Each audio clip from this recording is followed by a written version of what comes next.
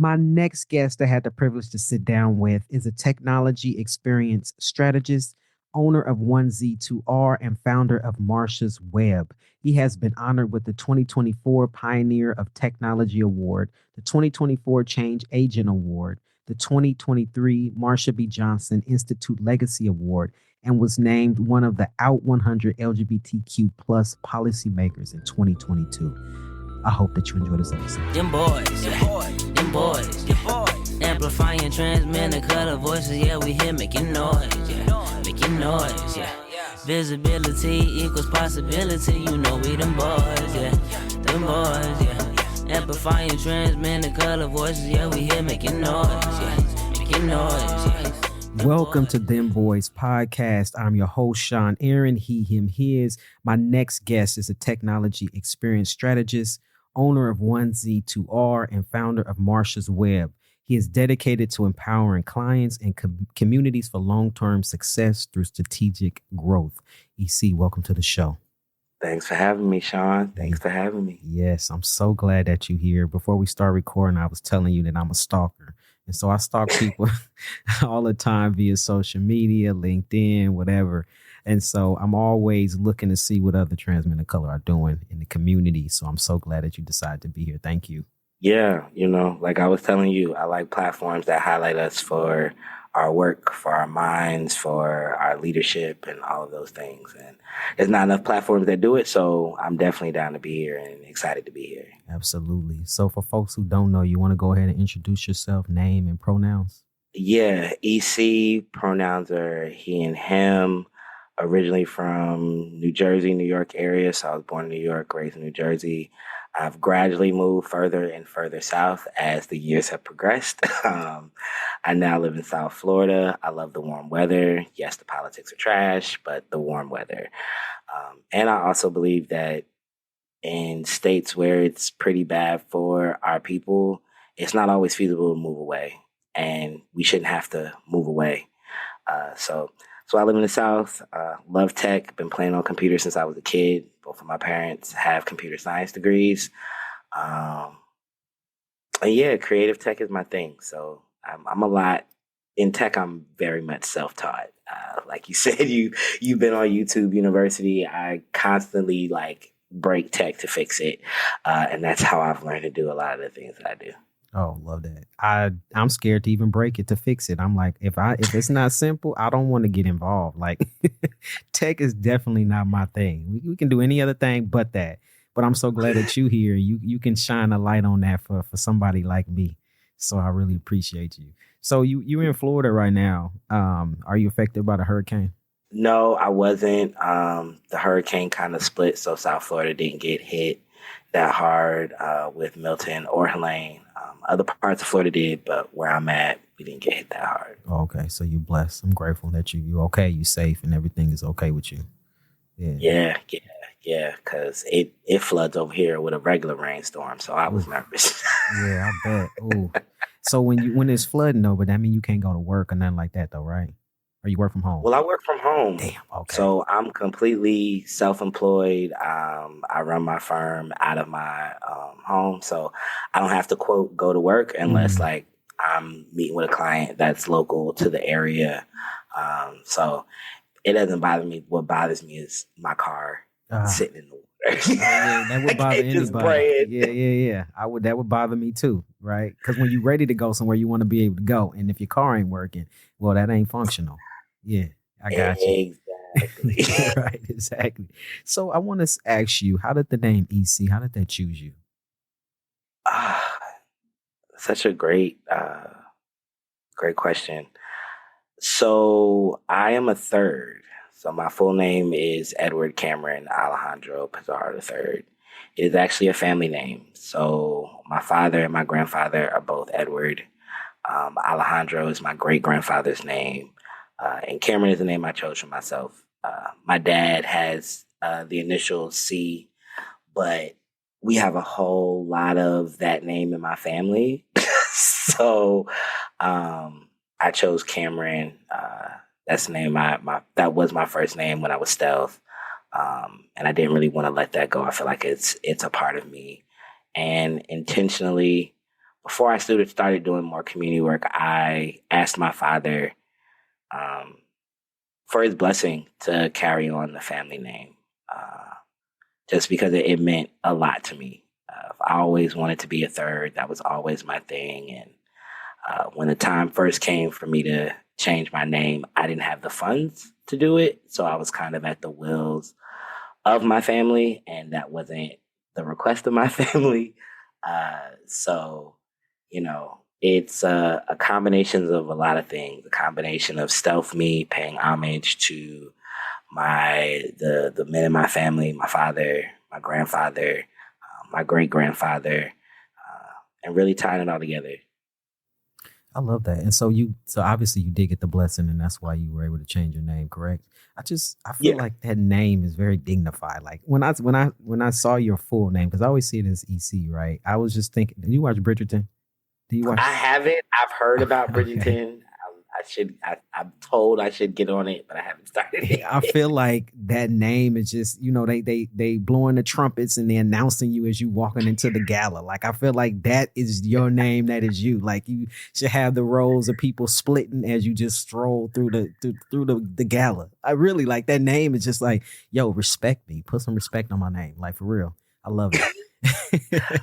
Yeah. Some people, they'll see my email and they'll like, oh, Edward. I'm like, actually, my first name is Edward Cameron. That's why it's EC.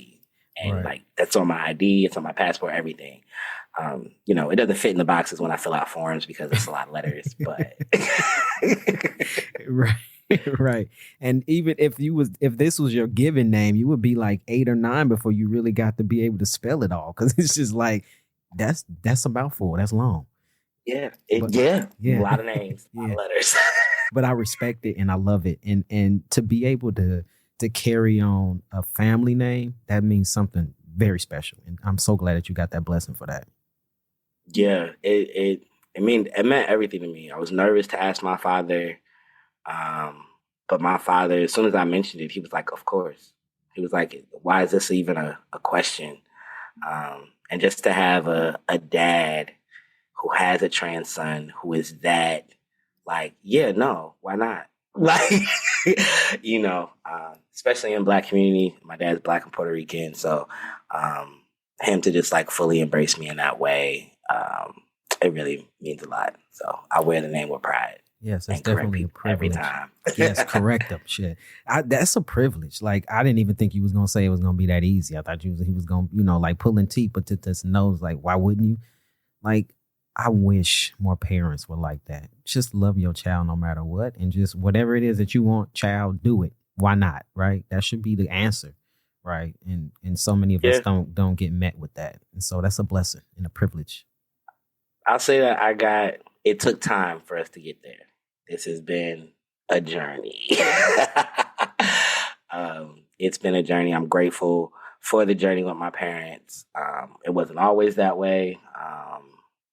But I'm grateful for them coming around. So that would lead me to my next question then of like, just tell us how your gender journey began. I mean, I always knew I was different. I was always more masculine than like the out lesbians. In Jersey, it was like, we use the word stud or AG. And I was always just a little bit more masculine than they were. I was friends with all the straight girls. That was just who I was friends with. And growing up in New Jersey and my parents being like Black, upper middle class, my mom was, before they were talking about Black women in tech, my mom was a Black woman in tech. So she was getting awarded a lot for her work. So it was a lot of like award dinners and things like that. I want to say like once I got about maybe like 12, 13, I started like bucking the system on what I had to wear to these dinners. Not too much, but like went to pants instead of dresses. And then I came out to my family. It didn't come out. My mom found out through the grapevine at school and asked me if I had something to tell her. And I was a sophomore in high school at the time. And that's when like, once I told her, there was no like compromising on what I was wearing anymore. they kind of bucked at it like, do you have to wear that? But what I can say is because like Black upper middle class people are really, really conservative,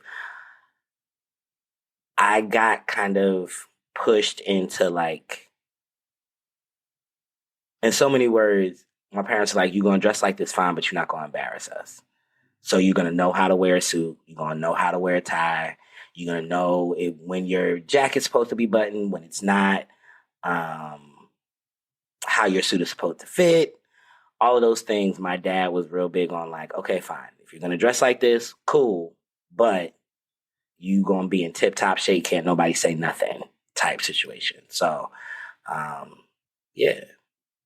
I think that's been that. And then I want to say the last time I wore like a dress, it was for like a wedding, and it was for my god sister's wedding. And I was maybe in my early 20s, and I'd let everybody know like, this is the last time. Like, she's my big sister, so we're gonna do this. Cool, but we're not doing this anymore. Because by that time, I was living in Virginia, and I had already had like 2 lives. So once I graduated high school, I moved down to southeastern Virginia, the Hampton Roads area. So I spent some time going to Hampton University, ODU, stayed out there for a while, and ended up graduating from the Art Institute. And I had 2 separate lives. I went by a different name.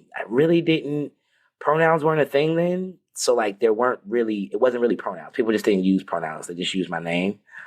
So I had 2 very separate lives, and I got clearance to graduate.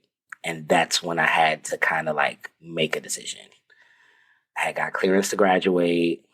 It was like early January, and I had a breakdown about filling out the graduation paperwork. I was like, this name is not about to be on my diploma. I'm about to enter corporate America. I'm not about to go through all these questions because I've always, quote, passed as a boy. So it was always me telling people, oh, no, not actually. It's complicated. So for me, it was like I played the cards where I was dealt. My parents were paying for my education, and I was terrified that if I told them that I was going to medically transition, that they would stop paying for my education. And I saw what my friends were going through. And I was like, I got it good. Let me get this degree. Once I get the degree, I'm like, I'm going to do whatever I want with my life because I got this degree to fall back on. So I told my parents in February of 2012. Yeah. I called, the day after Valentine's Day? Yeah. I called my mom, and she just called to like check on me. And I was just having a really rough morning. I was like, well, Mom, I'm going to send you an email. I don't want to talk about it, but just you and Dad read it, and we'll talk about it later. And of course, her being a Black mama, I am not letting you off this phone. What is going on? So when I told my mom, she said she already knew. And she identified the mistake she made when I was 15 of like not giving me an opportunity to come out. And she didn't want to pull me out. She was like, I just figured you just come to me whenever you were ready. Like we saw the things on Facebook where like you're down as your sister's brother, but we didn't ask no questions. Like we saw all of these things, but we didn't ask any questions. We wanted to give you the opportunity to come to us, which I appreciated because I don't think I've reflected until recently how much that made a difference of like, I never felt like as a teenager I had the opportunity to share my truth. It was just already out there. And I was just like, oh, okay. Y'all made a lot of assumptions. So, yeah, told my mom, told my grandmother, told my father. My sister had already known because of the brother thing on Facebook. So she had added me as a sibling, saw as a brother, and she was like, what's this about? And I was like, just don't tell nobody. And she was like, all right, cool. Your secret's safe with me. And she just never said anything. So once I told them, and my grandmother, God rest her soul, like she was 100% on board, started telling me about like her transgender friends that she grew up with when she like got to New York City from the South. So yeah. And went to corporate America, went stealth, and stayed there for a very long time. Hey, this is Joel Simu. production assistant for Dem Bois Podcast. Our community keeps growing, and we'd love for you to be an even bigger part of it. Have a story that needs to be heard? A powerful moment you'd like to share? Well, we've expanded our newsletter to include more voices from our community, and yours could be next. We're looking for those meaningful snapshots of life, your personal stories and reflections that capture who we are. Think 100 to 200 words that pack a punch. Ready to share your story? Send your writing to me at joel@dembois.org. That's JOEL@dembois.org. I want to ask you, so let's just take your 15-year-old self when everybody knew but you, because you had, I mean, not that you didn't know, but you didn't tell them yourself. And then who you are now. Do you feel like there would have been a difference in who you are now had you been able to come out with that truth when you were 15 as opposed to wait until later? If I would have been able to transition at 15, if I knew what that was at 15, I mean, yeah, just from a standpoint of me being comfortable with myself and like really stepping into my own, it would have happened a little bit differently, but also me not knowing really shaped who I am.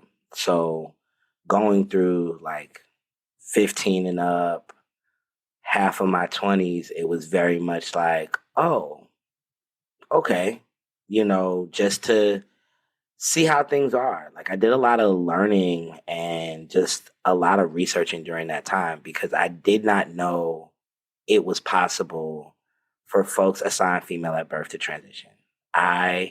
Because of what I saw representation-wise, I thought that was only a privilege for folks assigned male at birth. So like the only representation that I saw of what I thought was transness at that time was like RuPaul. So age-wise, I am 38. So 15, early 2000s, like that's what I saw. I didn't see anything else. So, and then like the next time I saw trans representation was Laverne Cox when she was on a reality show with a celebrity that we don't talk about no more. So I didn't know. So I don't think it would have changed anything for me because I think during that time there was a lot of discovery. And for me, moving away from my hometown and being able to build my friend group and how I wanted to be treated and how I wanted to show up without eyes watching, I think is really powerful. And had I known what it was at 15 and done that, I don't think that same shift would have happened because that duality has like played a role in like a lot of things in life, not just my gender presentation, but from a standpoint of code switching in work. I know how to turn it on and off because I've had to turn it on and off for most of my life. So I don't think it would have changed anything. I trust the universe and I know that my journey is exactly the way it's supposed to be for wherever I'm destined to be. We're kind of close in age. I'm 43 and you're 38. And so it's a lot of, I ask you about currently, right? There's a lot of talk about youth transitioning or not, or hormone blockers or not. Do you feel, this is just opinion, right? Do you feel that youth should take the same journey that we took and do all the things that you said, go through life and getting to learn more about yourself? Or should you be allowed to, if you come out to your parents at 15 and say, okay, let's talk about this and let's take steps in order for you to begin your gender journey now? I think a lot of the gender journey for youth is social more than anything. So like they're not giving kids hormones. It's not, that's not a thing. They're not operating on kids. So I do believe that like that's a decision between the parents, the kids, and the doctor. I do believe that I'm not going to say me waiting that long time wasn't detrimental. There were multiple suicide attempts. There were multiple binge drinking nights. I was a cutter in high school. So like there was a lot of self-harm. So like, I don't want to say like, oh, it was great to wait. Like there was a lot of stuff that happened. Right. So I do think allowing youth to like express themselves And honestly, you do it before things are irreversible. So like they can explore the same way kids explore with blue hair. Like when we're talking about trans youth, we're talking about affirming the name they want to be called by. We're talking about pronouns. We're talking about them being comfortable in their dress. And what's crazy for me is that always centers trans youth, but a lot of adults aren't comfortable with that. So the power of allowing people to explore what feels good to them, for them without harming anyone else, I think that's something that should be explored more often, not just for trans youth, but for people in general. I agree. Just adults in general, right? Because we're so worried about what other people are going to say or think about us that we just not even able to explore who we are as people and individuals. And if you as an adult are able to explore who you are as a person, you would have more empathy towards a child wanting to explore who they are. So what frustrates me, and there is a misconception, right, going around in media or whatever that, youth are having surgery and doing hormones. That's right. We all, well, for the ones that know that that's not the case, right? But it's exactly what you said, allowing you to explore what you want to wear and what pronouns you want to use and all of that. What baffles me is you can ask a child what they want to eat for dinner, or you allow them to walk around in a tutu for 2 days, 3 days. They get to pick what they want to wear that looks ridiculous or not, but they can't express who they are as a person, right? That's off limits. You could tell me you don't want bread, you don't want crust on your sandwich. That's cool, but you can't tell me that you want, who you are internally. That doesn't make sense to me. Yeah. Anyway, but I was thinking of when I was a kid, when I was in high school, actually. I never knew about trans folks either, but I remember I can't remember what class it was in high school. I think it was psychology or whatever it was. But anyway, we watched a documentary about some village in some other country that they was having this phenomenon that little girls, born female at birth, as they got to puberty, they actually their body would change. So their anatomy would change and they would grow penises, right? And so this was just amazing to me in high school. I don't even know what this documentary was or where this was or whatever, but in high school, I was fascinated. I went telling everybody. And so I remember it was the teachers were in their little faculty office. And so some teacher was like, this student is telling us about this video you showed in class. And the teacher was like, it must have been Sean, huh? And so to know like, oh, that resonated with me because I was the one raising my hands and asking all the questions. I just thought it was so fascinating. I was like, you can really do that? I had no idea. But right, that was just me internally knowing who I was and who I wanted to be and finding out that some of this stuff was possible, right? And we don't talk about it. And I don't know if I'm kind of like with you. I don't know if at a younger age, if I was able to express myself in ways that I can now, if I would have been a different person. I'm glad that I went through the journeys that I went through because I'm able to be who I am fully now. And so I think that that's important. Yeah, I think also for me, the decision was made. It wasn't a rash decision. Like it was something that I had knew in the back of my head for a very long time. So it was something that the women that I dated, they all knew. Like, hey, I know what you think this is, but this is not what you think this is. And understand that once I am financial, where I feel like I don't have to depend on my parents to not be homeless, to not be hungry, all of those things, this isn't that. So for me, it definitely gave me opportunity to flex like my communication skills of being able to have a safe space within like certain relationships, to be honest. And I don't think as a kid, it just would have been different. And at that time, like we were around the same age. There wasn't no gay student alliance or LGBT club in high school. We were just a bunch of queer kids that played sports and went to the club on Friday nights. You know what I'm saying? Like, or went to the village. It didn't give, oh, there's a faculty advisor. No, we had a hint that maybe a few of the gym teachers were or something. But like, there was no...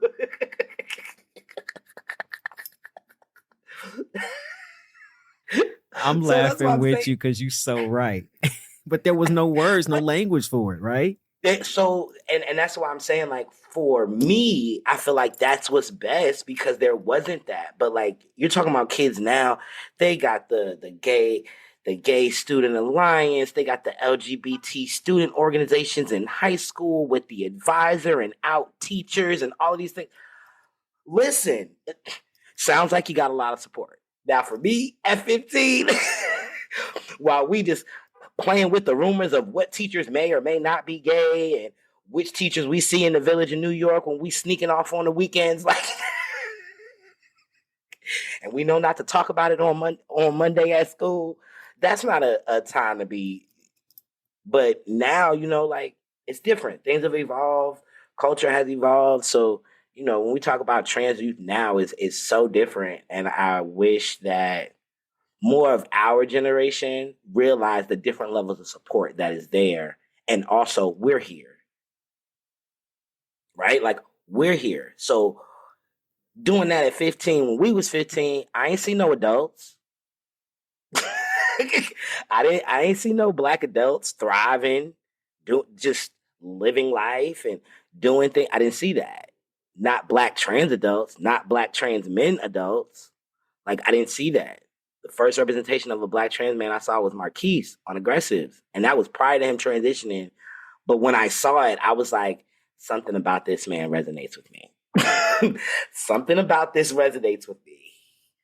And yeah, so there's different support now. So like, the youth is gonna be all right. Y'all see, we got older and we ain't have all the support y'all got. So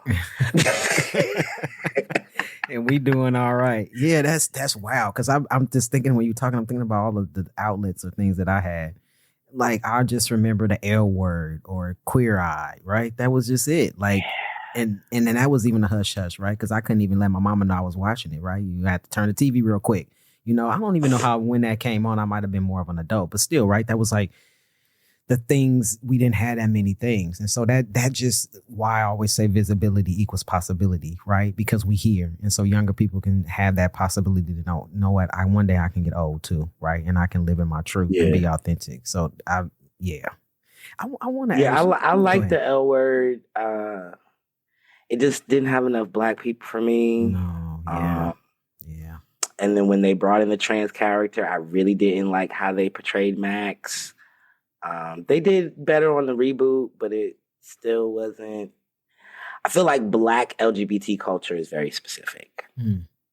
And when we talk about the Black queer culture that like is really queer, not the cisgender gay saying you're queer but you're not, or cis lesbian saying you're queer you're not, but like the actual queer culture, it's very nuanced. So I like the L Word for what it is, but I want to see more when it comes to representation of like what it really looks like. Very interesting. For me, at least. Yeah. Do you know of anything that's on right now that represents us in a way? On television, they have Trans World Atlanta. That's on Tubi. They can probably put a little bit more money behind that and really start to like expand on the stories. I know they have a season 2 coming out, so we'll see. First season is always first season. Seven King has Eden's Garden, which has been going on for a while, and I know he's working on getting that picked up. But I think it's the diversity of the stories, right? Like I mentioned 2, and the 2 I mentioned, I intentionally mentioned them because they have trans masculine and trans men principles, right? A lot of time when people say it's a trans community or a trans show or things like that, it only represents one part of the trans community, and it's not us. It's the girls. And not saying that trans women don't need their space, but what I'm saying is, if you're saying it's trans community is more than the girls. Trans community is all of us. If it's just the girls, then just say that. Yeah. But don't say trans community and it only be the girls, because that contributes to the erasure of trans men. Too many times I tell people I'm trans and they think I want to be a woman. And I'm like, you know what? Never mind. I'm exactly what you see happening today. Like, right. And we have to, atone to how we contribute to that narrative that there's only, quote, one way to be trans, when we know like that's a whole umbrella situation. There's multiple ways. Yeah, there's multiple ways, and it looks different for every person, right? It's an individual Exactly. journey. The new Visibility Equals Possibility merch is now here. If you've been a listener of the show for a while, you know that here on Dem Bois Podcast, we believe that visibility equals possibility. And I say it all the time. Now we're introducing a groundbreaking collaboration crafted by Emilio. Emilio was featured on Dem Bois Podcast episode 37. So if you don't know his story or his journey, be sure to go back and listen to episode 37, right? But this isn't just merch, it's a movement. We're empowering trans men of color with creative freedom to design their interpretation of what visibility equals possibility means to them. Think of it like major brands collaborating with athletes and musicians, right? But this time, it's our community taking the center stage. It's great to have trans men of color designing products that represents their community, my community, your community, and that folks feel proud to put on. So be sure to go to the website and check it out. Our website is dembois.org. That's DEMBOIS.org. Every purchase goes to support our vital programs. In connection with that, I want to, before you said that you lived stealth for a while in the workplace. So how was that, and what was your decision making behind going stealth at all? I didn't realize how much I passed. So that was one of the things. Most guys early in their transition, they're really in their head of if they are presenting how they want to be addressed, right? It took a while for my goatee to come in. So I've always been babyface, so I always look a lot younger than what I am. But when I got into corporate America, I realized that nobody knew. Nobody was asking any questions because I had all my paperwork changed over, everything changed over. And I realized when I had to go to the doctor for something with the insurance, I got denied. And I was like, oh, they don't know. So it ended up being where I was just living my life. I had moved to a new city. She's an ex-girlfriend, but I had a girlfriend at the time. And I was just navigating my life. Like it was very much going to work. I was in DC at that time, like Maryland, Silver Spring, Maryland area. I had got down with BIPOC 100 and I was doing like social activism with them in DC. And it just happened. Like it wasn't, I don't want to say it was like an active decision, and it may have been an active decision, but I really did not want to focus on my identity. I wanted to focus on the work. I wanted to focus on honing my skills and making sure that like I was able to get paid and get paid well. Because before I had my degree, I had got a lot of great jobs, and it was like, yo, if you just had a degree or certificate or something, like we could really, really work with you. You know what I mean? Like we like working with you, but we need that one thing. So for me, it was like, once I get that one thing, it's like, I need these jobs that are going to help me hone my skills and really get me into a place where I can run my own. So like, how are these creative agencies running? How are they doing project management? How are they breaking things apart? All of those different things. So my focus wasn't my identity. My focus was me as a human being, like me, the man, who you want to be, like trans aside. So what happened, but I stayed in touch with a lot of the guys that like transitioned around that same time. I didn't like change my Facebook or anything. Like I kept the exact same Facebook. I just changed the name, made an announcement, and kept it pushing. People that didn't mess with it, they deleted themselves. People that did made themselves be seen. And it wasn't until I had a coworker start working at the job I had in DC, and they went to Hampton University at the same time that I did. For those who are familiar with Hampton University's dorms are not co-ed. And the dorms, especially the freshman dorms, it's like a fraternity sorority of sorts. Like there's a freshman step show and all of these things. So when she got there, I just started talking because again, me going stealth it was just like, oh, I'm just going to start talking. Like, I don't got nothing to hide. And I had mentioned just haphazardly, like, oh yeah, I went to Hampton. It was cool. I had to get out of there though. It was too conservative. And she was like, you went to Hampton. I went to Hampton.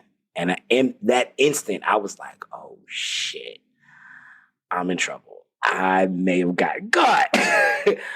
But I didn't answer the question of what freshman dorm I lived in. She answered the question and I just was like, yeah, sure. And during that time, it was a whole joke on Facebook. Cause I was like, so somebody I went to Hampton with works at my job. And all the people I went to Hampton with are like, yo, what's going on?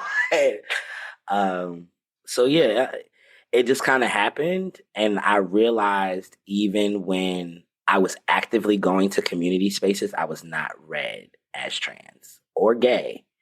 I was read as the straight cis man, you're somebody's friend, or as my friends affectionately call me, the trade. Whose trade is that over there? So I just, again, I got into a situation where I didn't say anything, and I'm thinking that I'm around community, so everything is cool. But because of my mannerisms, my voice being so deep, how I present, it gave, oh, who this straight nigga? And it was just okay, I ain't gonna correct y'all because I'm just me. I'm not gonna correct you. If you think I'm straight, cool. We're gonna go with that. And yeah, I never, it was never a time really that I was not doing stuff in community. I just wasn't telling people my tea. So it ended up where it was oh, he's stealth. And I was like, yeah, sure. I'm just living my life. So yeah, I was stealth until 2019, 2018, probably 2017.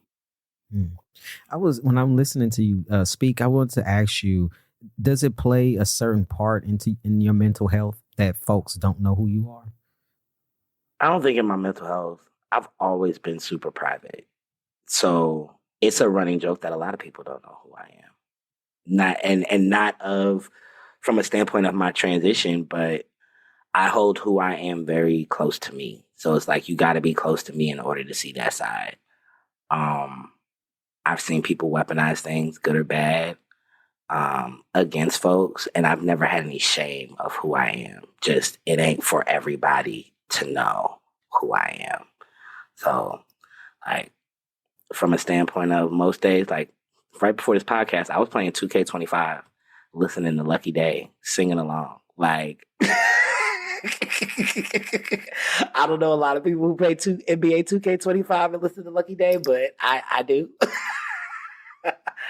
But no, I think more so what plays on my mental health is what I dealt with at first was people not believing that I was trans and feeling I had to share more about what surgeries I've had, how long I've been on hormones and all of this different stuff to check boxes.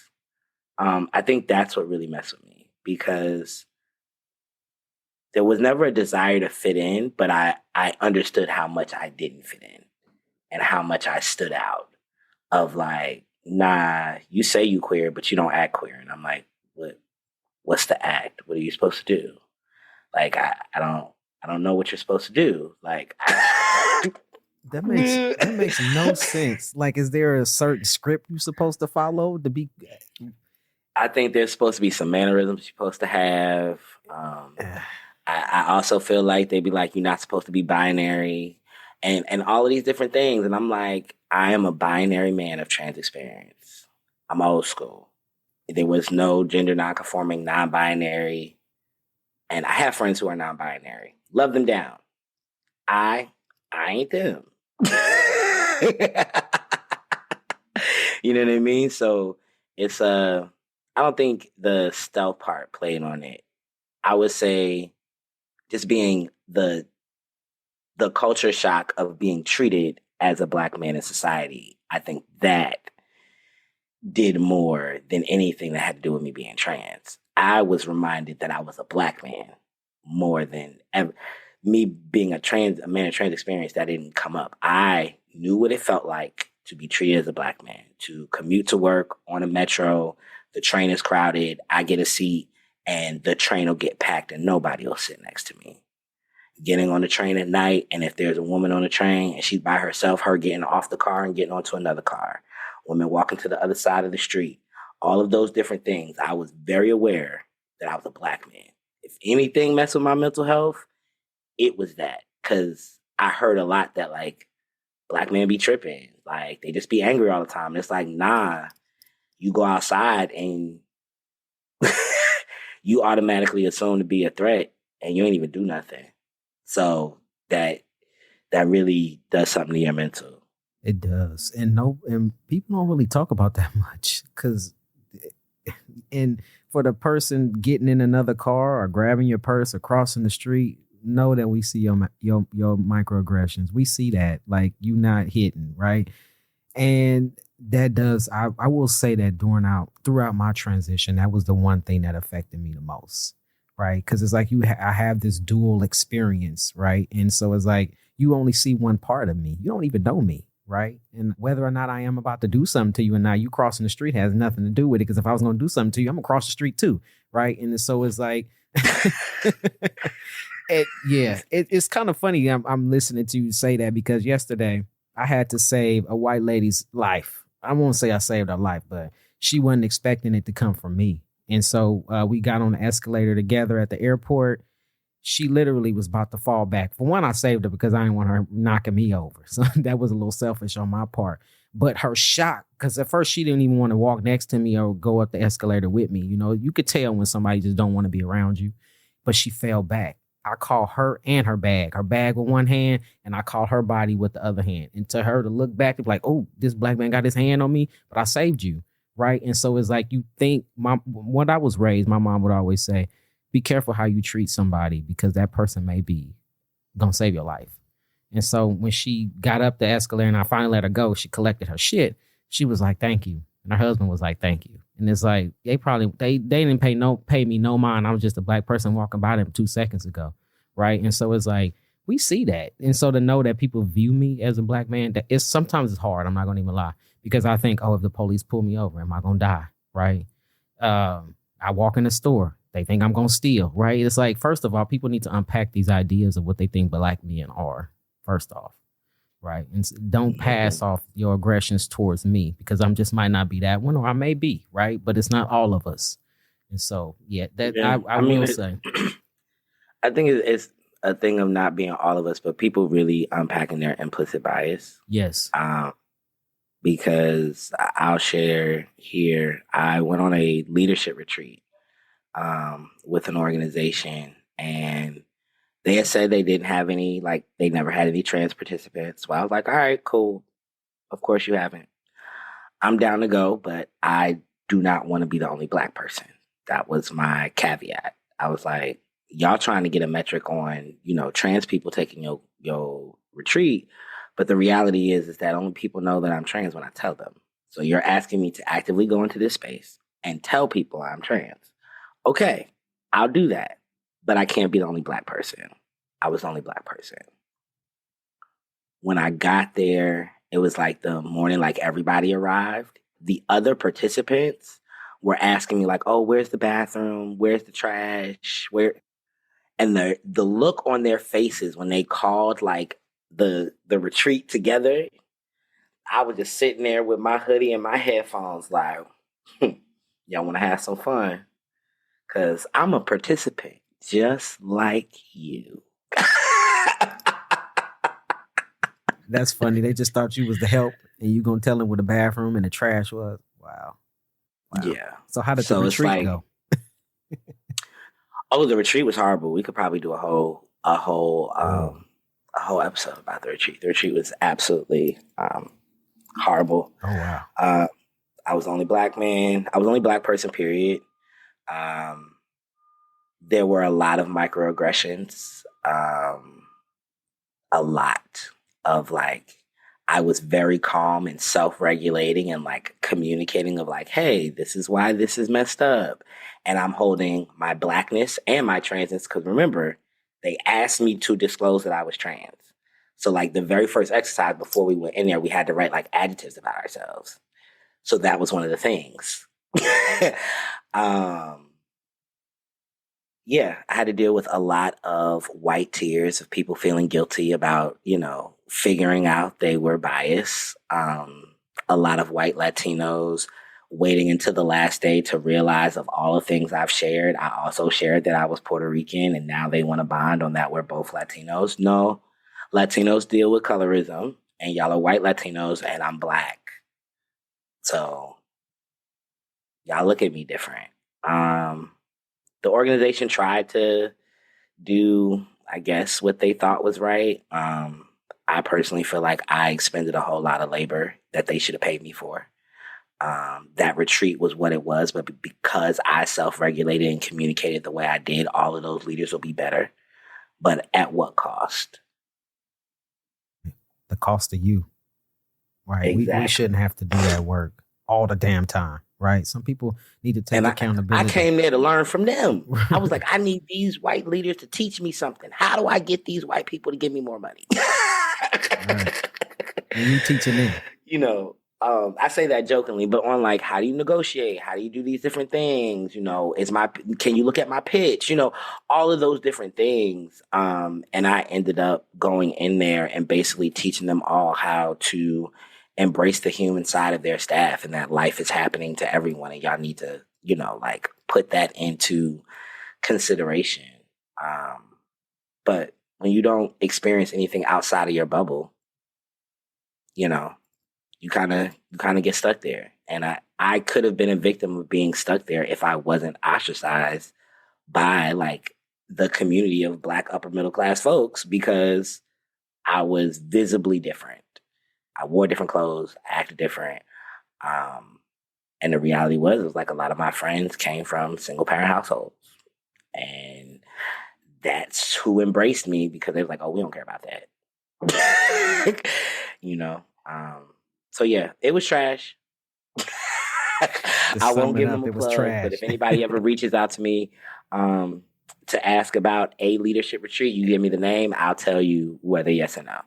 Wow. Because I do not recommend that any other Black trans person, I wouldn't even recommend it for Black people, trans or not, to go on that retreat. Were you able to give feedback? Were you able to give feedback? I was able to give feedback, and they wanted me to accept their apology. And they did render payment, not what I asked for. They were really like, we just want you to accept our apology. And I was like, you want me to accept your apology to make you feel better about why you didn't do what you normally do for everybody else. You didn't do it for me. I said, and then you want me to hold to not take it personally. I said, I'm taking it personally when this is all things I asked to go on your retreat. Y'all wanted the metrics of a trans person. I know what y'all wanted. Y'all wanted to do the check mark of, we've had a trans person. Okay, cool. I told y'all I can't be the only Black person. And you give me a list of reasons as to why you didn't call me, but you called the white gay man who was the facilitator and asked him if it was okay, if I would be okay being the only Black person. So you like all the way took my autonomy away and put it in the hands of a white man, all because he was gay and I'm trans, that he could sign off on it. Oh no. Wait a minute. No. I was able to give feedback, and I gave them they ass. Ooh. Good. You gave them in the most polite way. I didn't cuss, I didn't scream, but by the end of it, all of them white people was in tears. I'm so sorry. You should be. Have a good day. Well, I'm glad you did the Lord's work. Good. The Lord shall bless me. Right. Hey, this is Joel Simon, production assistant for Dem Bois Podcast. Love visual storytelling? Then you'll want to check out our YouTube channel. We're bringing you exclusive interview shorts and taking you behind the scenes with content you won't find anywhere else. Find us on YouTube at Dem Bois Inc. or click the link in our show notes. I want to transition over to asking you about your career. And so you are in tech. And so just talk a little bit about your career and where you are now in your life and what do we have to look forward to from you? Yeah. So my career in tech, worked in corporate and creative departments and research firms in corporate America for, how long was that? For a while. I know I've been in corporate for over a decade, so most of my transition. And then I started contracting. I used to work for Apple in production, so that was super cool. Got to see a lot of dope stuff when it comes to design and just mass production. And then right now, as we're recording, I'm wrapping up my last 2 weeks at TransTech, which the last 3 years, being able to provide resources to trans folks and opportunities to trans folks to really see that like tech is in everything and we the beast at tech, because there's so many things that use technology and we move all the time. We use technology to build community, to get our gender affirming care, to do all of these things. So like we're the best testers because we always got to go through loops and bounds to get what we need. Now I'm wrapping this up. I'm working on a few products to come out at the top of 2025. I'm gonna be dropping a CSV sheet of like all of the affinity holidays. I don't know about y'all or you, Sean, but it seems like there's an affinity holiday like every other day. And I'd be like, where did this come from? So I compiled a list so people can literally just upload a new calendar, call it their social content calendar, and have all of the days. So there's never a surprise. They can just look and see. And hopefully I'll have enough time to finish Marsha's Web. I'm leaning into rest because these 3 years have been a lot.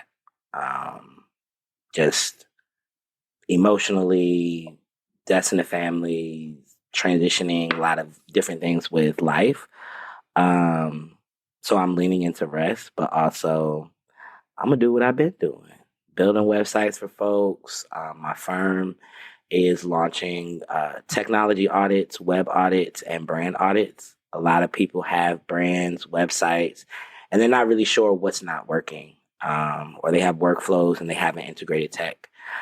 So I work with them to ask the questions that I need to ask, comb through their things and give them suggestions of like, hey, here's how your website can be better. Here are the things that you can do. Here's your brand alignment. Are you aligned with your mission? This is what people say, and this is what you say. So, here are the things you change to really align with what you say. And the same with tech workflows. These are all things that I've learned over the years of technology can help you scale and really free up your time. Some things you don't have to do in the moment. They can be automated to keep things streamlined and workflows together. So, I'm do that and whatever else comes that I like to do. I say yes to things that make me feel good, and I feel like I've navigated life in a way where it has afforded me the privilege of I don't feel like I have to say yes to everything. I love that. I'm working on that, actually. I love that. Do what makes you feel great. One thing that helped me with that? When I say no to someone, I'm saying yes to me. When I'm saying no to someone else, I'm saying yes to me. Sometimes we say yes to things that we shouldn't say yes to, and because we said yes, we've blocked the thing that we actually want to say yes to. So being patient that the thing that you want to say yes to will come around. Say no to others so you say yes to yourself. Yes. Man, that's so good. That is so good, right? Because you got to put yourself first. Because if ain't nobody else going to do it, you got to at least do it, right? Ain't nobody going to do it. Yeah, everybody's putting themselves first because somebody got to take care of you. Yeah. And if you're not taking care of you, ain't nobody else going to take care of you. Absolutely. Absolutely. Do you want to talk a little bit more about Marsha's Web? Yeah. So Marsha's Web is what I affectionately call my baby. That has been mostly funded by me and funded by the Transgender Justice Funding Project. But it is a resource directory that centers Black and Brown trans, intersex folks. On our website, we say the TLGBT community, and that's on purpose. Because if you're not safe for trans folks, you can't be on Marsha's web. The philosophy is if you're safe for trans folks, specifically Black and brown, BIPOC trans folks, it should be safe for everyone. So I've been working on building that, but it definitely stalled because TransTech took a lot of my time. But I'm hoping on finishing that fairly soon because there's a gap. Specifically trans community, I've noticed we move a lot. And it's a matter of finding new doctors, finding new communities, finding new clubs to hang out at, finding, bars, gyms, all of these different things. And every time I've moved, it's been, I hit up one of my homeboys, yo, you know somebody live out here? Yeah, I do. Hold on, let me give you the number. And that's just not sustainable because what happens when people keep moving, right? And at this point, there's a lot of organizations out there in the country that are helping trans folks. And they constantly say they don't know where to find these organizations. So with that, Marsha's Web. So I've been collecting organizations over the years. I want to say I have about 300 that'll go into the launch to put in there, and it would be behind a password protected. So you have to log in and be a member to access it and, get baseline information. If the organization wants to own their profile, they're open to own their own profile and add more information. But the main thing is just linking people to, their websites and social medias and doing a brief of here's what they offer.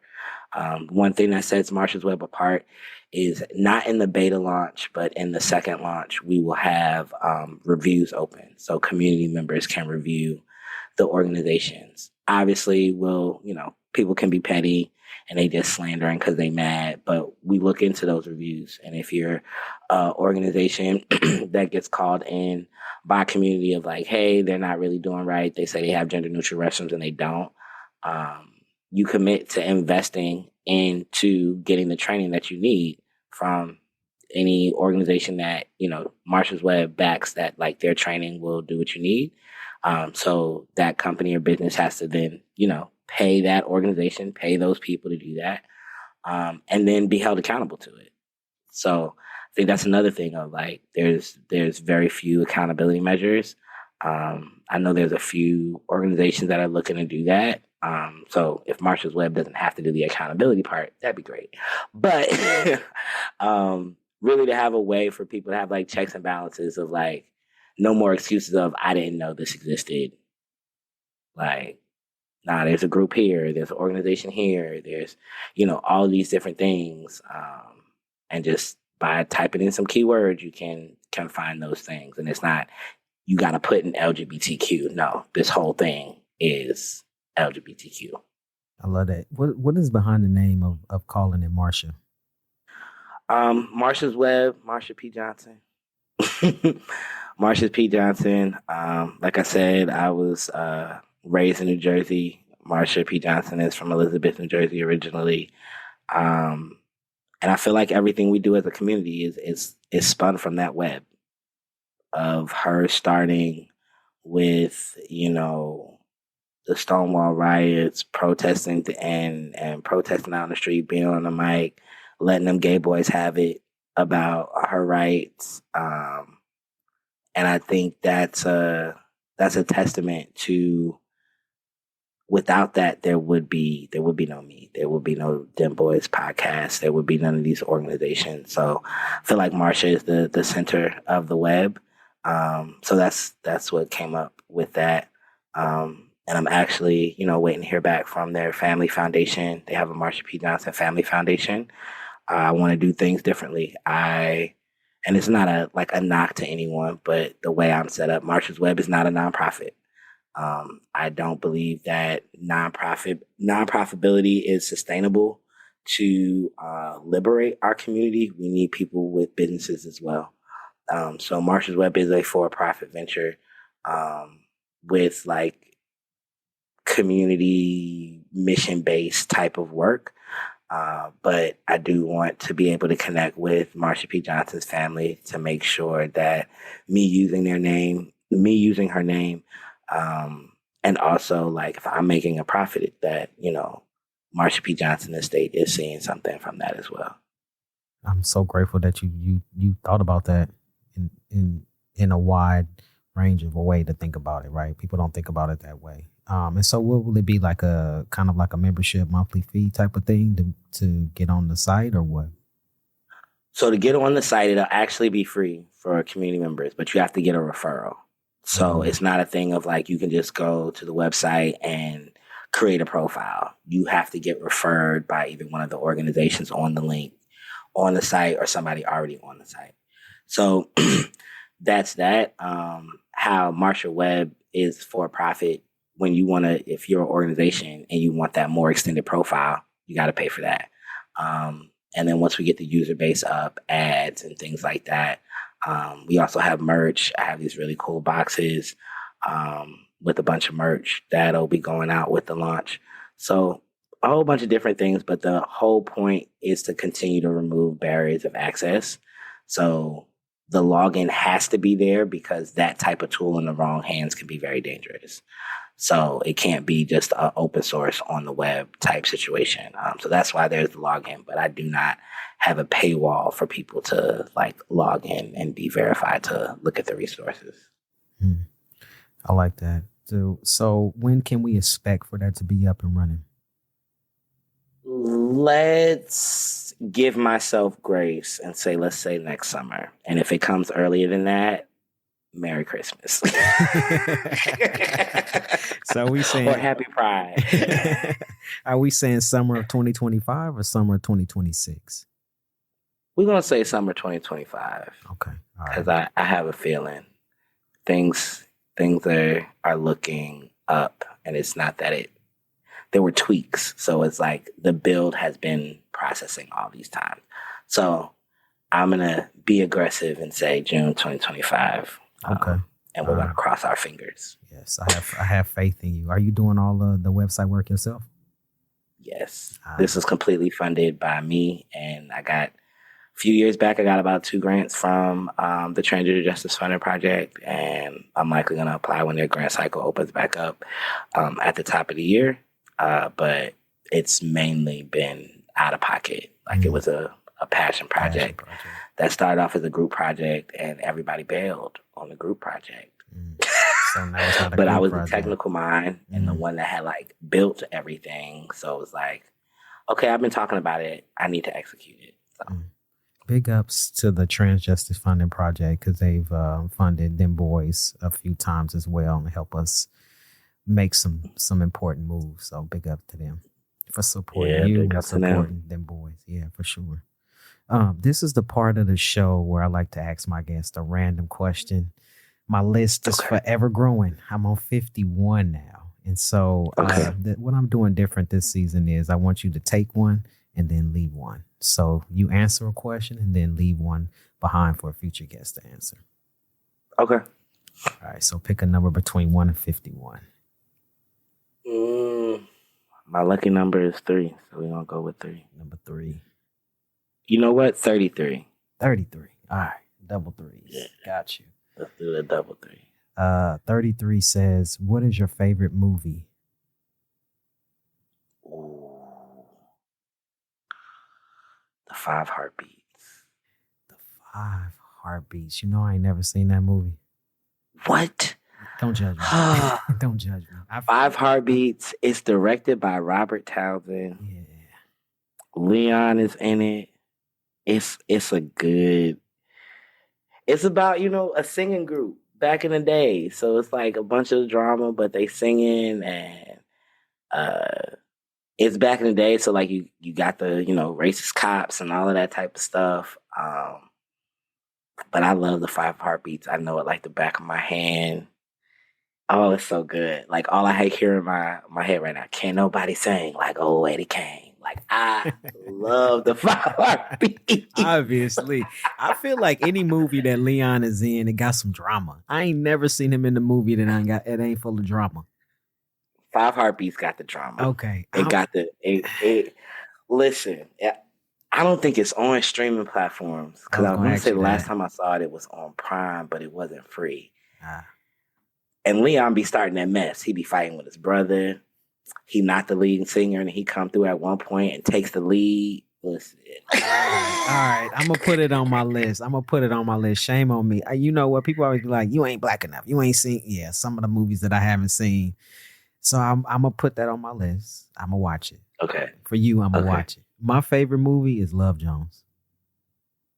You know, Love Jones is a good one too. I know "Brother to the Night" poem by heart. Oh my goodness. Say, baby, can I be your slave? I gotta admit, girl, you the shit, girl. Oh and my I'm goodness. Great.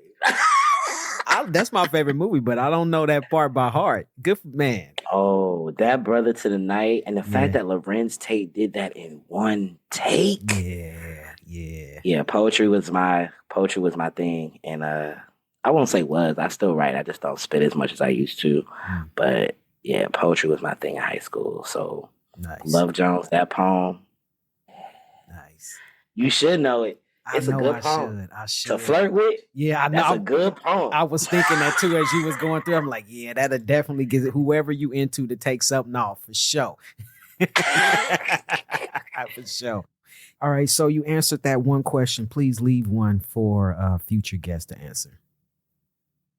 What does joy feel and taste like?